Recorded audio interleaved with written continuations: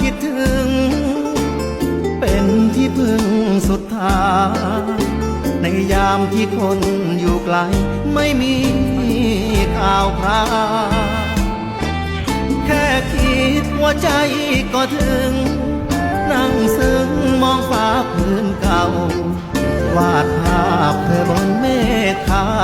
วในยามที่เราจากลา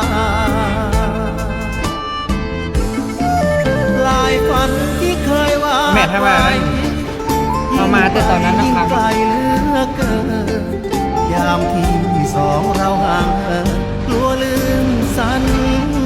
ญางานหนักอยากพักชั่วคราวหอบใจเงาหน้าหลักลอบออกจากเมืองฟ้ากลับบ้านคืนไปหาเธ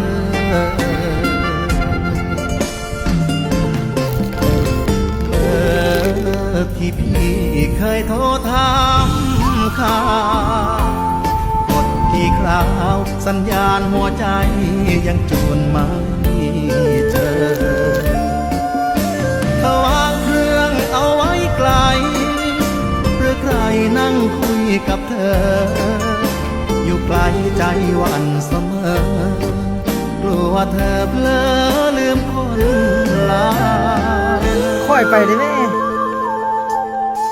คงเหลือแค่ความคิดถึงเป็นที่พึ่งยามท้อระหว่างที่ใจเฝ้ารอ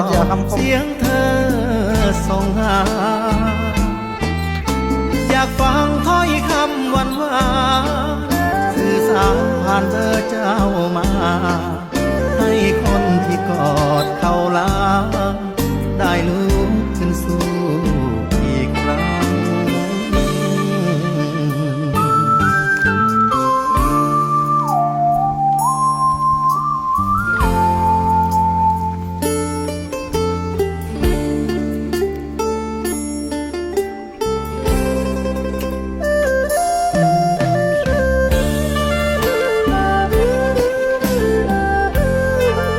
งานร้านนะ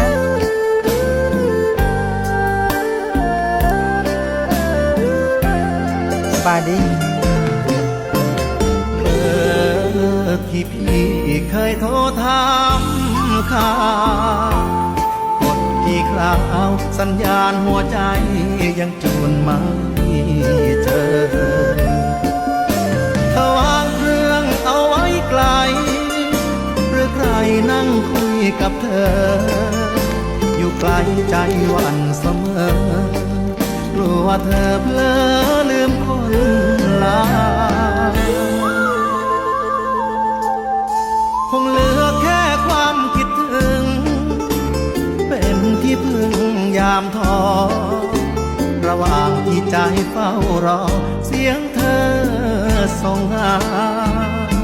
จะห้องอะไร อยากฟังถ้อยคำหวานหวานสื่อสารผ่านเบอร์เจ้ามาให้คนที่กอดเขาลาได้ลุกขึ้นสู้อีกครั้ง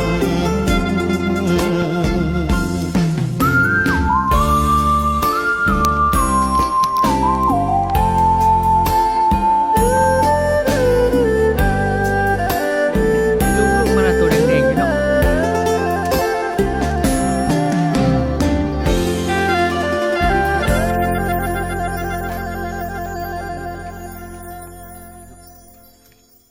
โอ้หอนจุกเลยมหันโหดใช่ปะ ทรงผมมันตั้งเลยเนาะ ทรงแบ็คแฮมปะ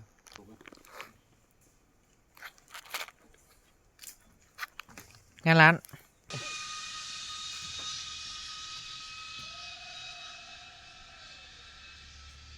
โอ้ยไปแขนจากบ้านบ่เนาะ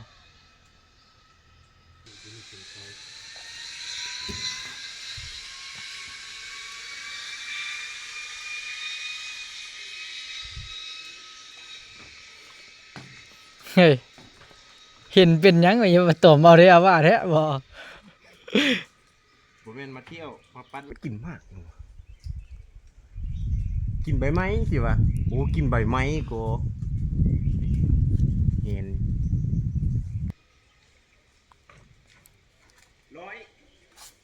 งานร้านแล้ว นี่ไปพบ เสี่ยวขับไว้บ่เฮ้ย